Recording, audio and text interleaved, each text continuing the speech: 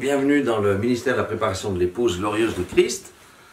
Aujourd'hui, j'aimerais m'entretenir avec vous du livre de Jérémie. J'ai un message de la part du Seigneur. Vous savez que les prophètes étaient assignés à des rois pour leur dire la vérité. En l'occurrence, à l'époque de Jérémie, Jérémie avait été assigné au roi Sédécias.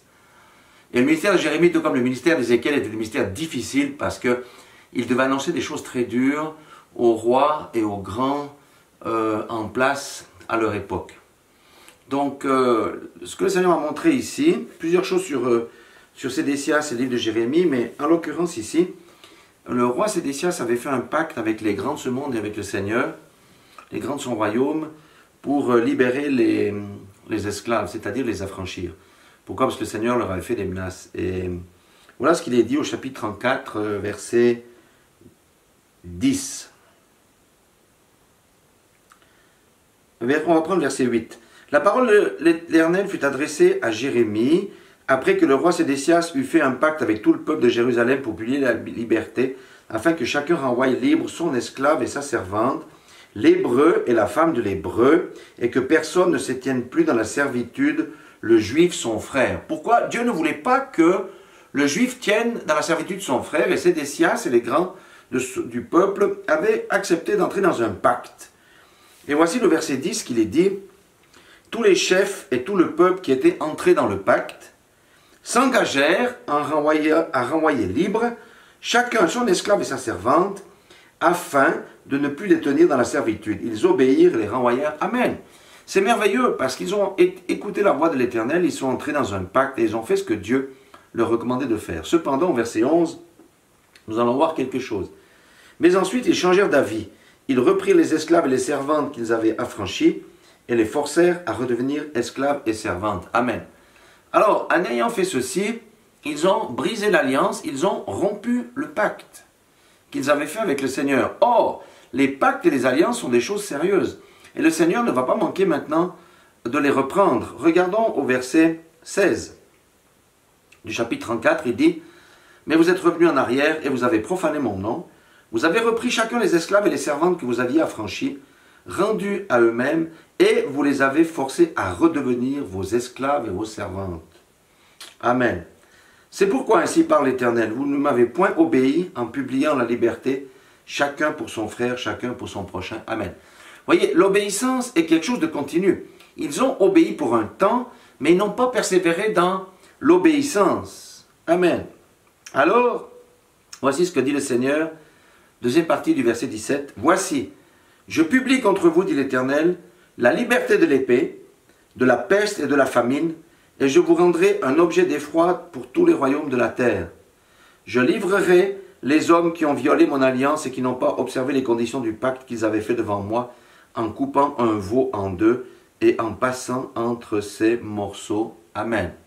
Donc, le Seigneur va les frapper durement par l'épée, ça veut dire la guerre, par la peste, ça veut dire la maladie, par la famine, les tribulations, le manquement, et bien entendu, il va livrer les hommes qui ont violé son alliance, il va les livrer à d'autres. Amen. Et le peuple sera un objet d'effroi pour les autres nations lorsqu'ils verront comment Dieu traite son propre peuple. Amen. C'est vraiment quelque chose de dramatique. Mais on va me dire, oui, mais ça c'était l'Ancien Testament. Mais le Seigneur m'a montré que, et il le dit dans sa parole du reste, que quoi? Que l'Ancien Testament est l'ombre des choses à venir. Alors si c'est l'ombre des choses à venir, si l'histoire de Sédécias représente ici dans la Bible l'ombre des choses à venir, quelles sont les choses à venir? Et là nous devons aller dans le Nouveau Testament, dans Hébreux, au chapitre 10. On va prendre à partir du verset 26. Et c'est là que le message nous concerne, nous. Car si nous péchons volontairement après avoir reçu la connaissance de la vérité, il ne reste plus de sacrifice pour les péchés, mais une attente terrible du jugement de l'ardeur d'un feu qui dévorera les rebelles. Amen. C'est exactement le même principe qu'avec Sédécias. Ils ont rompu l'alliance. Il ne leur restait plus que le jugement. Et le Seigneur dit ici, si nous péchons volontairement après avoir reçu la connaissance de la vérité, or, lorsque nous entrons dans le pacte avec lui, en acceptant le Seigneur Jésus-Christ comme Seigneur et Sauveur, et en acceptant son sacrifice à la croix de Golgotha, et son sang qui a été versé pour nos péchés, pour le salut, pour nous libérer du péché, libérer du monde et libérer de Satan, eh bien, nous faisons un pacte en passant par les eaux du baptême. On publie cette alliance, si on veut bien dire, l'acceptation de cette alliance, de façon tout à fait volontaire, en passant par les eaux du baptême, et en donnant confession avec nos lèvres devant les témoins du baptême, mais aussi devant les cieux, devant les anges et devant les puissances qui sont dans les cieux. Amen. Et qu'est-ce que ça veut dire pécher volontairement? Ça veut dire retourner dans l'ancien lit ou dans les anciens péchés que nous avions coutume de pratiquer lorsque nous étions encore dans le royaume des ténèbres. Mais le Seigneur Jésus, par son sacrifice, nous a fait passer du royaume des ténèbres au royaume de la lumière. Or, si nous retournons dans le royaume des ténèbres en péchant volontairement, la Bible nous dit ici clairement, et ça c'est le Nouveau Testament, chers frères et sœurs, que c'est l'attente terrible du jugement. Amen. Regardez le verset 29, même ce qu'il dit, « De quel pire châtiment pensez-vous que sera jugé digne celui qui aura foulé aux pieds le Fils de Dieu, qui aura tenu pour profane le sang de l'alliance par lequel il a été sanctifié, et qui aura outragé l'Esprit de la grâce. » Amen. Nous avons été sanctifiés lorsque nous sommes entrés dans l'alliance. Nous avons passé dans une alliance merveilleuse, nous avons passé dans le royaume de Dieu. Amen. Nous avons reçu le Saint-Esprit. Nous avons reçu la paix, la joie, toutes les choses-là. La victoire sur le péché, la victoire sur le monde, la victoire sur Satan. Le Seigneur nous a donné des pouvoirs de chasser les démons, de guérir les malades, de ressusciter les morts. Ça, c'est être entré dans l'alliance. Maintenant, si nous foulons au pied le sang de Jésus en retournant dans nos vomis, et parfois nous le faisons, frères et sœurs, il y a le jugement. Sauf que, par la repentance, en demandant sincèrement pardon et en abandonnant la voie dans laquelle nous sommes retournés, le Seigneur efface l'ardoise. C'est ça le message du jour. C'est un message d'avertissement, mais c'est un message d'espoir en disant, mon frère, ma sœur, toi, pasteur, qui que tu sois, si tu as rétrogradé, reviens vite dans l'alliance, demande pardon, mets-toi à genoux, repens-toi, sois lavé par le sang de Jésus et évite les châtiments qui vont venir sur ta vie. Amen.